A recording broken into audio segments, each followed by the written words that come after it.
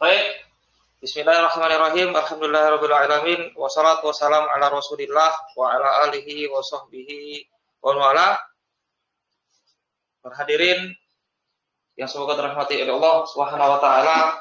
Alhamdulillah pada kesempatan siang hari yang berbahagia ini kita kembali bertemu untuk melanjutkan belajar bersama, yang mana sebagaimana telah kita sampaikan di grup bahwasanya siang hari ini kita akan mempelajari tentang mabadi ilmi nahwi. Tentang mabadi, apa itu mabadi? Mabadi ilmin nahwi. Mabadi ilmi nahwi. Apa itu mabadi? Mabadi adalah prinsip-prinsip prinsip-prinsip ilmu nahwu.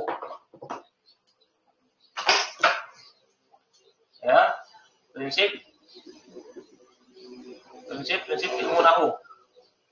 Jadi prinsip atau pokok ilmu nahwu. Ilmu nahwu. Yang mana ada berapa? Ada 10.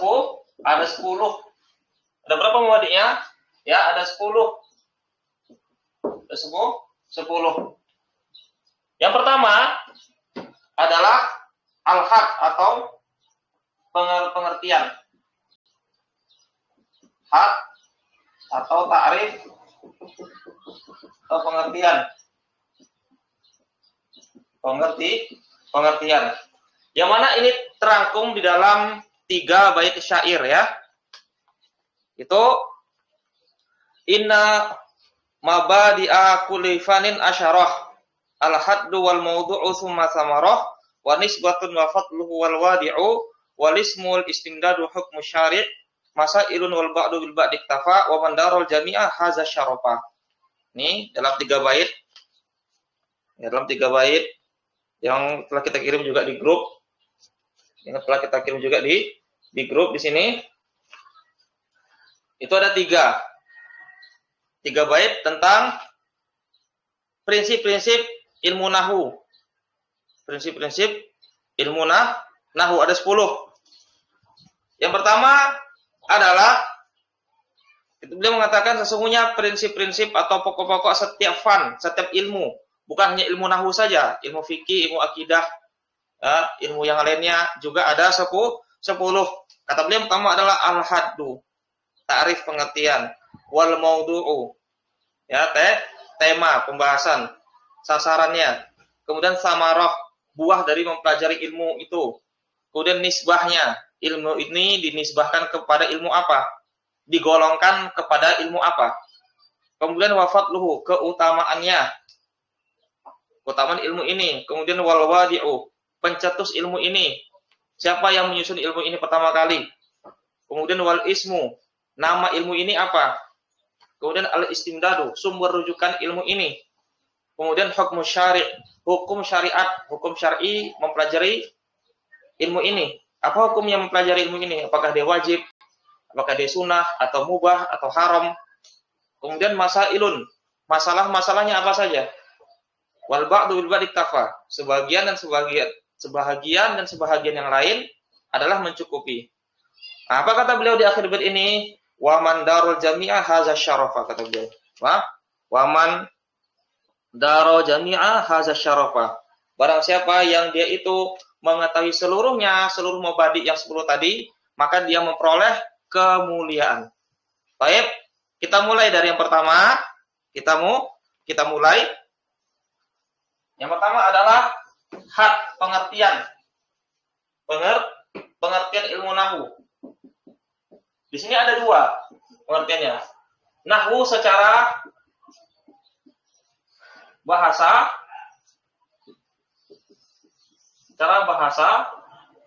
dan nahwu secara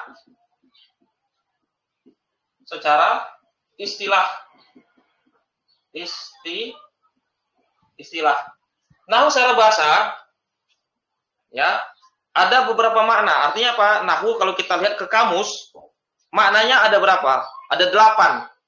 8, bahkan lebih. Bahkan lebih. Apa saja dia? Di antaranya qasdun. Qasdun adalah maksud. Apa lagi? Qasdun. Mislun. Ya, mislu. Ya, seperti. Apa lagi? Jihatun, arah. Jihatun, arah. Apa lagi? Miqdarun. Miqdarun. Ukuran. Apa lagi? Ya. Ba'dun. Sebahagian. Sebahagian 1, 2, 3, 4, 5. Ya. Apa lagi? Al-qismu, bahagian. Al-qismu, bahagian. Bahagian.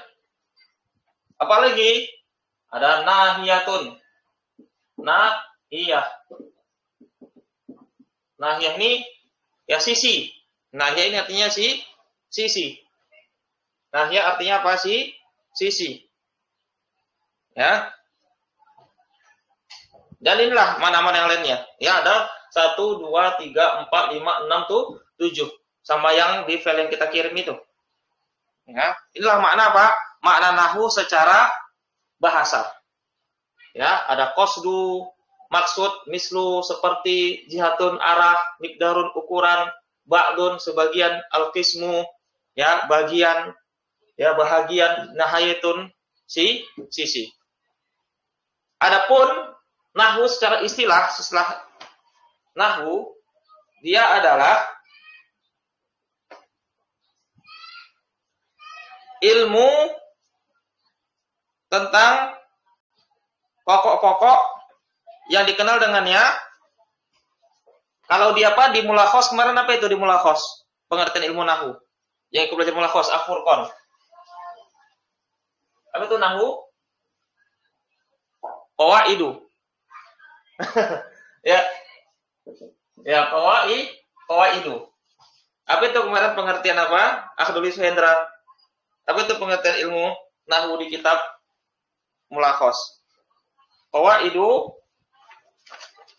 yu'rafu biha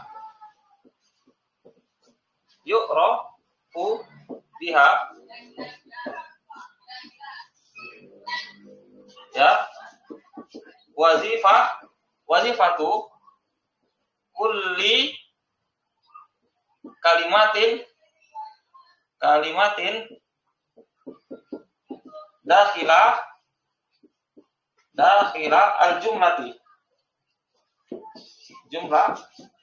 Jadi pengertian itu banyak ya. Para ulama berbeda-beda dalam beri ta'rif. Ya, yang kita sudah pelajari jadi kitab mulakhos. Nahwu secara istilah adalah qawaidu yu'rafu biha wazifatu kulli kalimatin dakhilal jumlati, ya, wa dokti awakhiri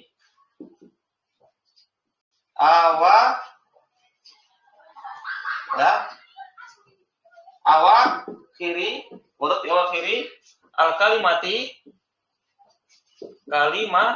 wa kaifiyatu ya kaifiyatu i'rabiha ya. Nahwu adalah, kata penulis kitab mulakhos yang kita pelajari, dia adalah kaedah-kaedah ya, kaedah yang diketahui dengannya wazifatu, jabatan, kulli kalimat, setiap kata yang masuk di dalam jumlah kalimat, dan menentukan harokat akhir dari kalimat, dari kata, dan tata cara mengi'rabnya. Ya, seperti misalnya apa? Misalnya Ja'a Muhammadun. Misalnya apa? Ja'a Muhammadun. Nah, Muhammadun ini ya, dia adalah jabatan adalah fa'il. Fa'il dia marfu. Tanda rafa'nya dengan dhammah karena dia isimu mufrad. Kalau kita i'rab pakai bahasa Arab, Muhammadun fa'ilun marfu'un wa alamat rafihi dhammatun zahiratun ala akhirih li'annahu ismul mufrad. Baik. Yang berikutnya, yang kedua adalah maudhu'. Maudhu' atau sasaran. Sasaran. Ya. Apa itu sasarannya? Sasarannya adalah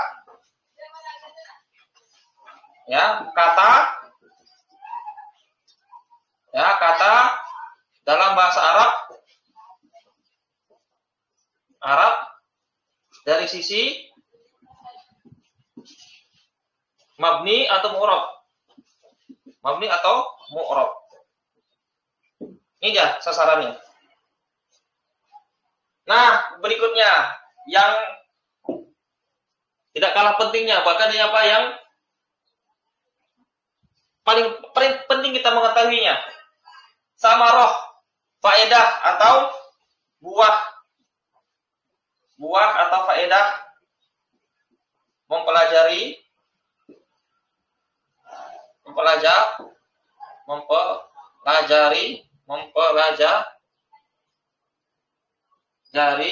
ilmu nahwu.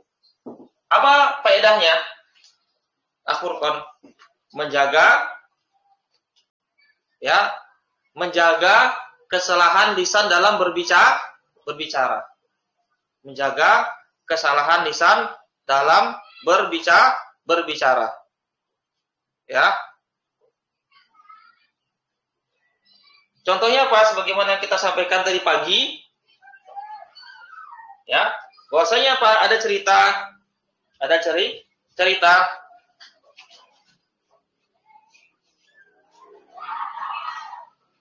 ada seorang Arab Badui di zaman Umar bin Khattab radhiyallahu anhu, dia datang ke kota Madinah dan dia menemui beberapa orang sahabat. Kemudian Arab Badui tersebut dia bertanya kepada sahabat yang ada di situ. Apa kata dia? Ya, terangkanlah kepadaku apa yang telah diturunkan oleh Allah kepada Rasulnya. Kemudian salah seorang dari sahabat dia mengatakan annallaha bariun, ya,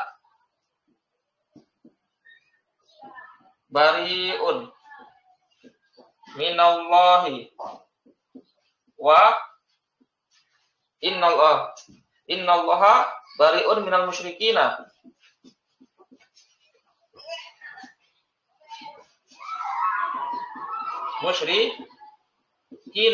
Wa rasulih.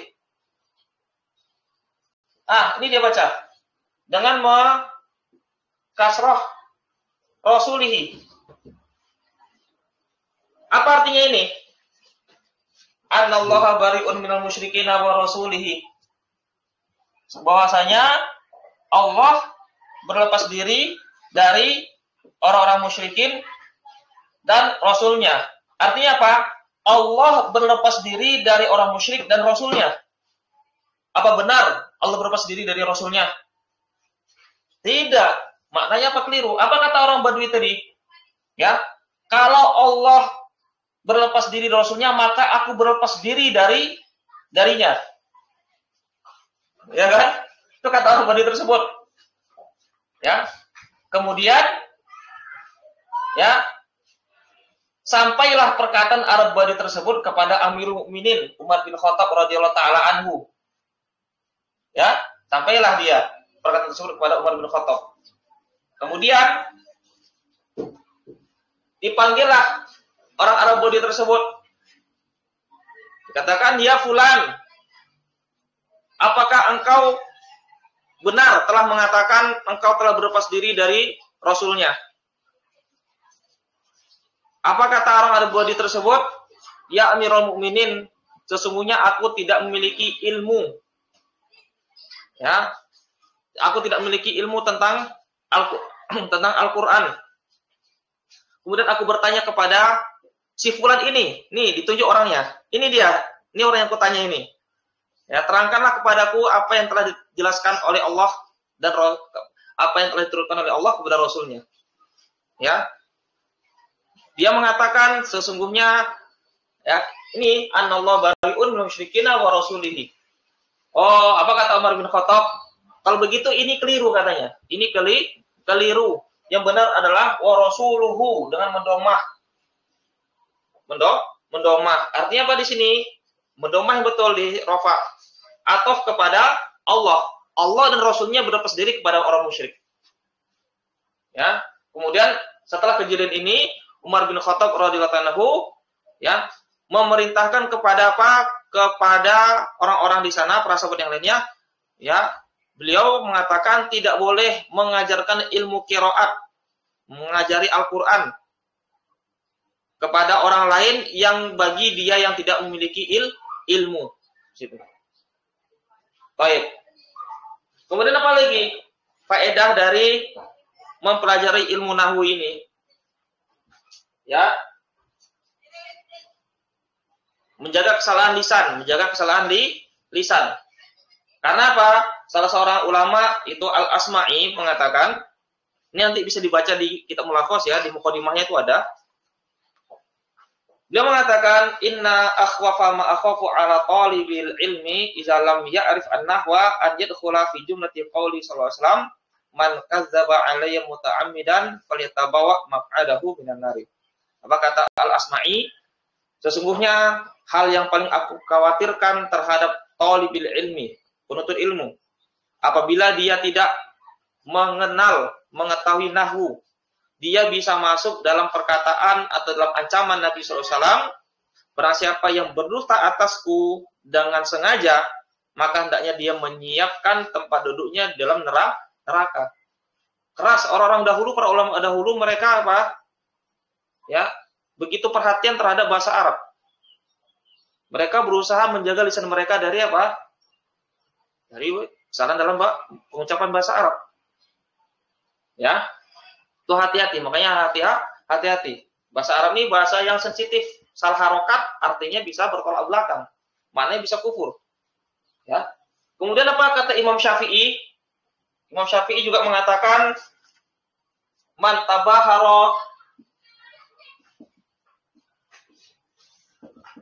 man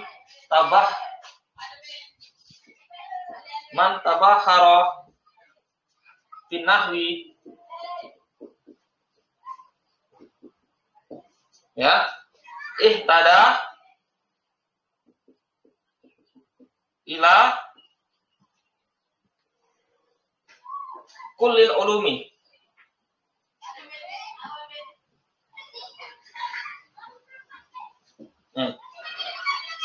Apa kata siapa?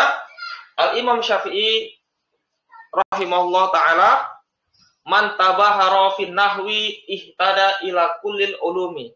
Barang siapa yang tabahar, diambil dari kata bahar, lautan. Maksudnya apa? Yang luas.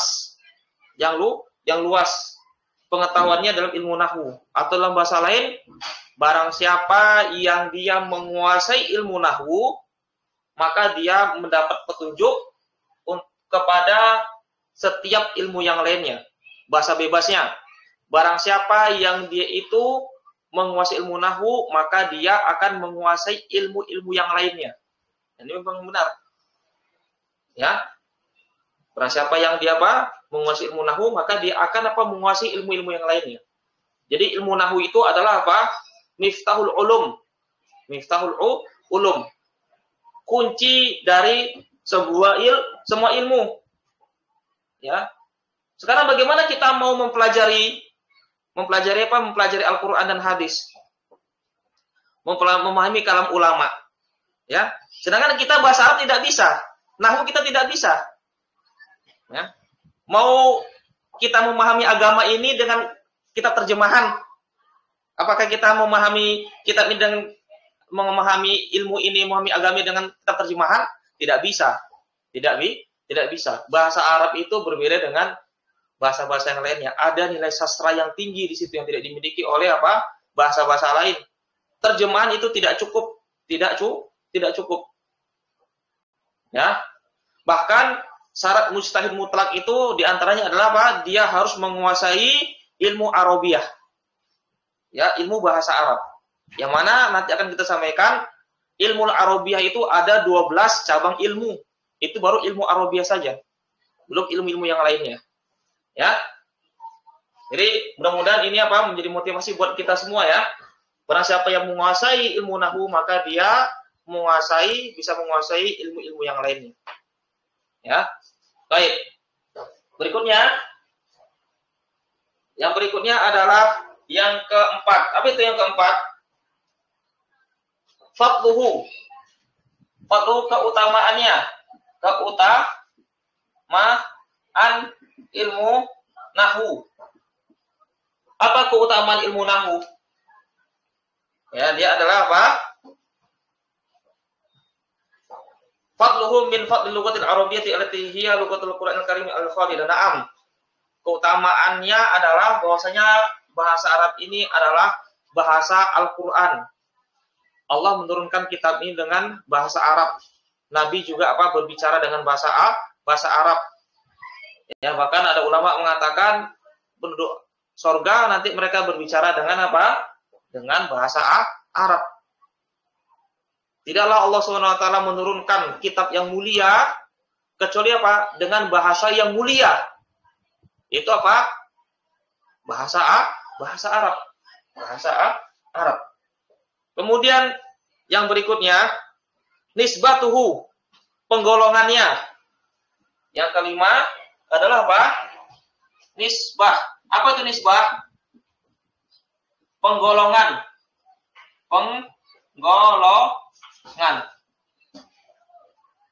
Ilmu ini digolongkan ke dalam ilmu apa? Ilmu ini ya, ilmu nahwu ini dia dikategorikan masuk ilmu apa? Nah, maka dikatakan nahwu itu dia adalah apa? Di antara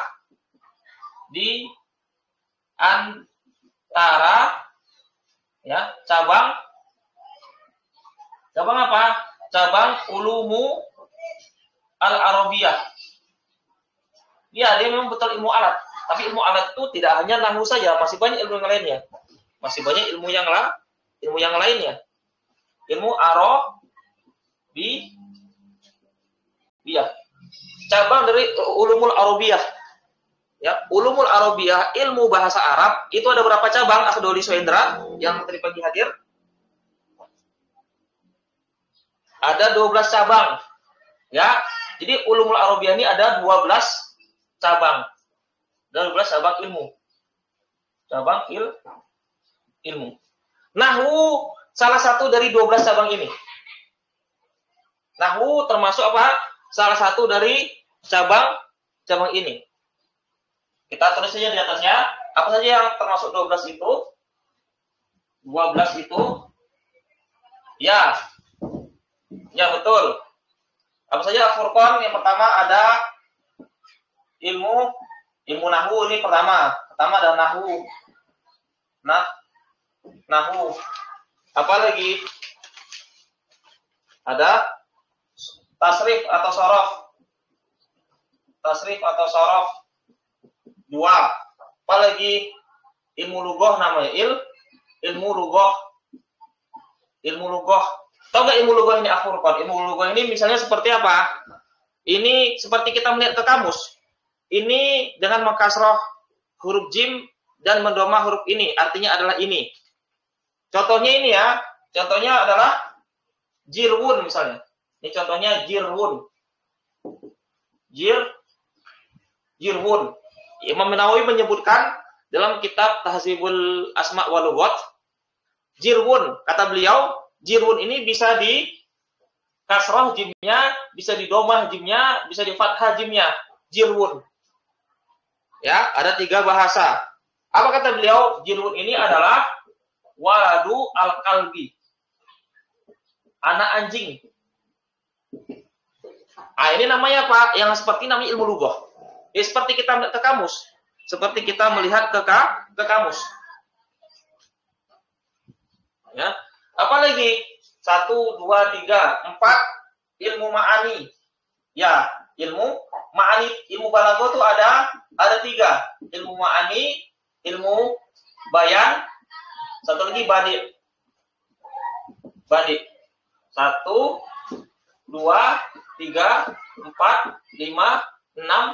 Kemudian yang ketujuh adalah ilmu urut. Ya, ilmu arut. Ya, ketujuh.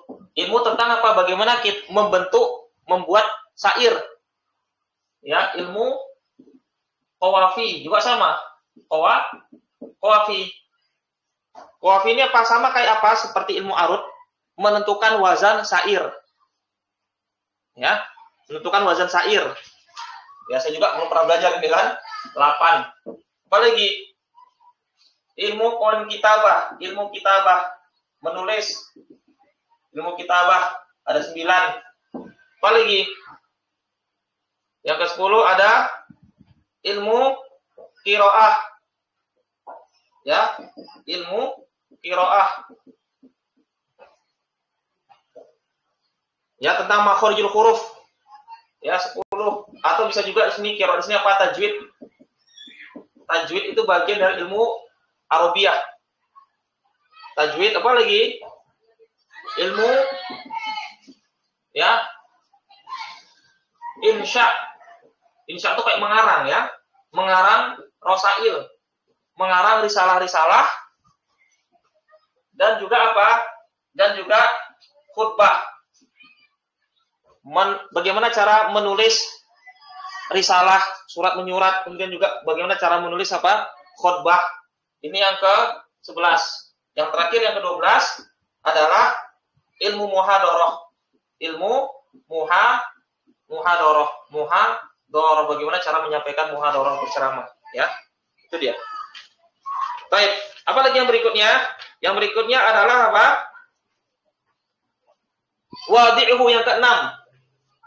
Pencetus ilmu nahwu. Ya. Yang ke-6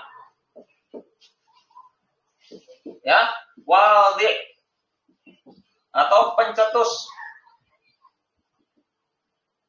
ilmu nahwu. Siapa nama orangnya? Ya, siapa? Furqan Abul Aswad Ad-Du'ali.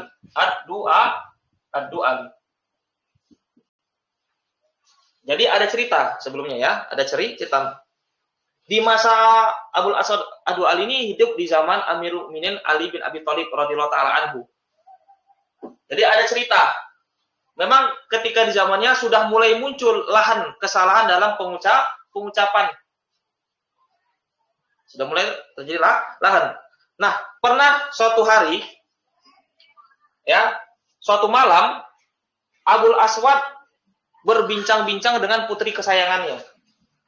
Putrinya berkata kepada Abul Aswad Ad-Du'ali, kepadanya, ma'ajmalu as-sama'i.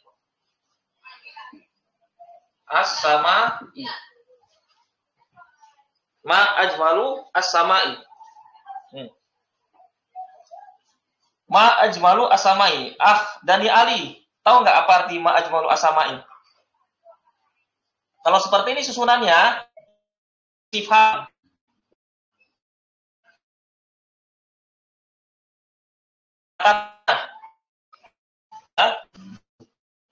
Istifham. Istifham.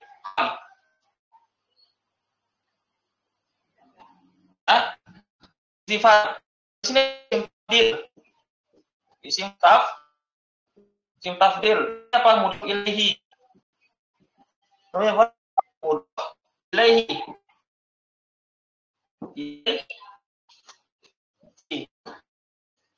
Indonesia Indra apa nih? Asma'i.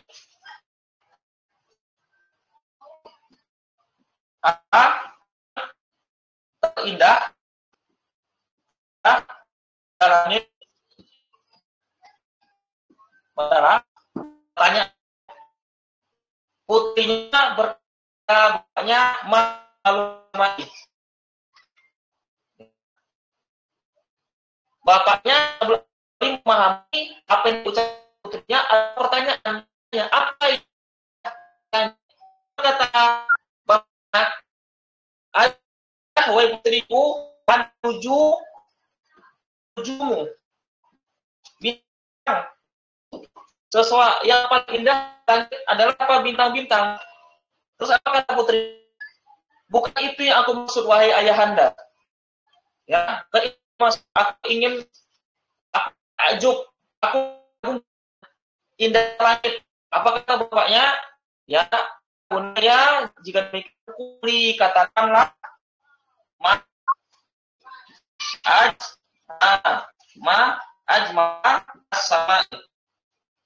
sama ini pernyataan. Ma di sini dia istimewa mubham. Nanti akan ada pelajaran di mulakhos tentang usul ta'ajub. Ini namanya ajma fi ilma maf'ul b maf'ul. Artinya apa? Ajma asma'a tentang indahnya langit itu. Langit itu. Betapa indahnya langit itu. Ini yang benar.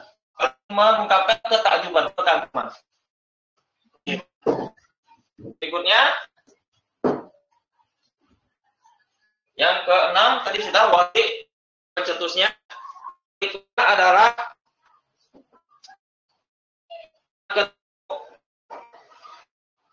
ya ismuhu, namanya.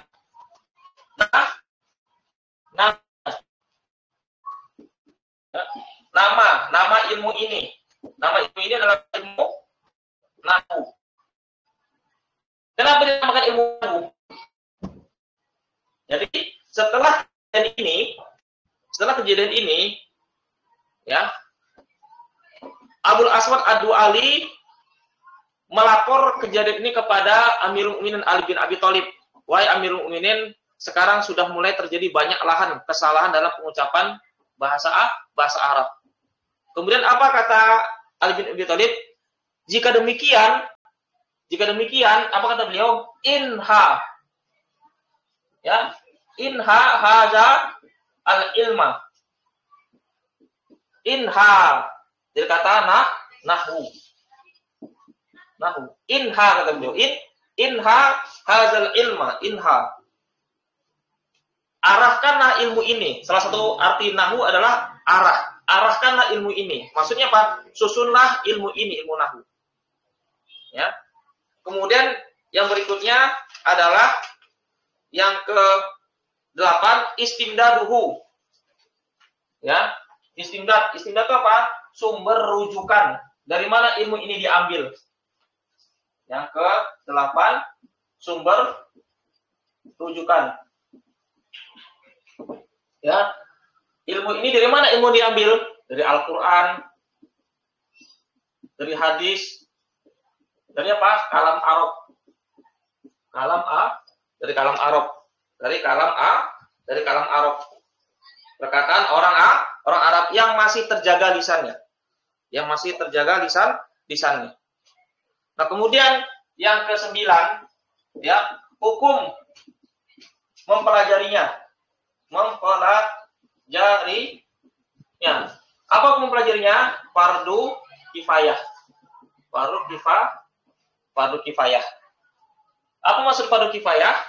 Kalau ada di satu negeri, satu kampung, satu orang saja yang mempelajarinya, maka gugurlah kewajiban bagi yang lainnya. Yang lainnya tidak perlu belajar. Ya, tapi kalau tidak ada satupun yang belajar di daerah tersebut, maka bisa jadi ya daerah tersebut orang-orangnya berdosa. Ya, sama seperti sholat jenazah. Punya kan fardu kifayah. Ada juga yang mengatakan ulama mengatakan ya dia adalah fardu ain. Fardu ain adalah wajib bagi setiap orang. Ya. Wajib bagi bagi setiap orang mempelajari bahasa Arab ini, ya. Karena apa? Mereka mengatakan, ada kaidah yang mengatakan ma la yatimu al-wajibu illa bihi fa wajibun. Ma la yatimul wajibu illa bihi fa wajibun. Sesuatu yang wajib itu tidak sempurna dengannya, maka ya ma la yatimu al-wajibu illa bihi fa wajibun. Apa yang tidak sempurna kewajiban itu dengannya, maka dia wajib. Tidaklah seorang ini bisa sempurna memahami bahasa Arab kecuali dengan dia mempelajari bahasa Arab, maka dia harus mempelajari bahasa Arab. Contohnya apa tadi? Seseorang tidak bisa memahami Al-Quran kecuali dengan mempelajari bahasa Arab. Maka hukum mempelajari bahasa Arab itu adalah wajib. Karena apa? Karena memahami Al-Quran itu adalah wajib. Ya ala kulli hal, apakah itu fardu kifayah atau fardu apa? Fardu ain. Ya, alhamdulillah kita di sini sudah sama-sama belajar. Walaupun itu fardu kifayah, kita telah melaksanakan kewajiban fardu kifayah dan menggugurkan kewajiban bagi yang lainnya. Kalau itu pun fardu ain, ya kita telah melaksanakannya. Baik. Yang berikutnya, yang ke-10 adalah ya masailnya. Masalah yang dipelajari di nahwu ini apa saja dia? Itu dia tadi. Dialah kaidah-kaidah yang dibahas di dalamnya. Ya. Ada beberapa permasalahan yang dibahas dalam ilmu nahwu, di antaranya adalah kalam. Biasanya di awal kitab nahwu ini, apa itu kalam? Apa itu jumlah mufidah? Apa itu kalam? Ya, apalagi misalnya fa'il itu dia marfu, ya maf'ul bi itu dia mansub, mudhof ilaih itu dia senantiasa majrur, ya hal itu senantiasa mansub, tamyiz itu dia harus nakirah, dia mansub, ya terkadang juga tamyiz itu bisa nasab, bisa majrur. Baik. Jadi sampai apa? Inilah secara ringkasnya mabadi'u ilmin nahwi. Prinsip-prinsip atau pokok-pokok ilmu nahwu ada 10. Kata beliau tadi di 3 bait syairnya, barang siapa yang mengetahui seluruh ini 10 prinsip ilmu nahwu, maka dia akan memperoleh kemuliaan. Ya, jadi sampai di sini dulu. Mudah-mudahan apa yang kita baca ini, yang kita pelajari ini bermanfaat buat kita semuanya dan menambah semangat bagi kita untuk terus mempelajari bahasa Arab. Tapi sebelum kita akhiri, sebelum kita tutup, di sini kami ingin bertanya kepada para peserta, mungkin ada masukan, ada saran berkaitan dengan pelajaran kita. Kalau itu sifatnya membangun, kemudian bersama nanti akan kita terima sarannya.